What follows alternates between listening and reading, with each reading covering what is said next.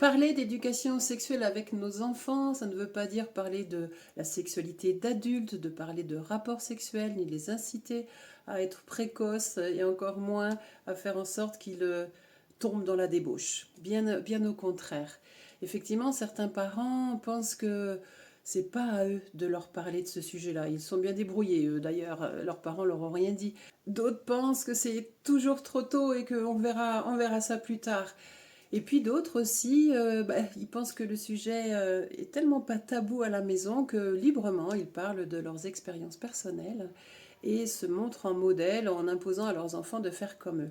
Dans toutes ces situations, effectivement, l'enfant, l'ado va être en difficulté d'être avec un adulte de confiance à qui il pourrait poser des questions, à qui il pourrait se confier, tout du moins avoir des pistes de recherche sur toutes ces questions qu'il se pose sur le devenir de sa vie affective, amoureuse et sexuelle. Car parler d'éducation sexuelle, ça ne se réduit pas à parler de prévention, de risques et d'hygiène sexuelle, c'est aussi parler de santé sexuelle, selon la définition de l'Organisation mondiale de la santé.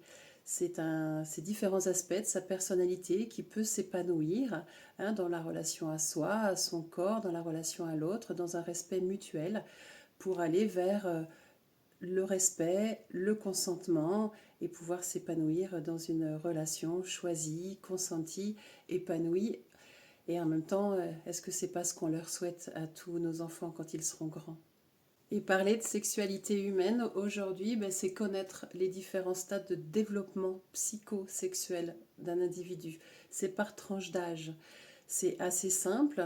Le contenu de tout cet apport que vous pourriez avoir en tant que parent, c'est dans la formation de l'université de parents en ligne. Vous cliquez en dessous là, et puis n'hésitez pas, faites-vous confiance.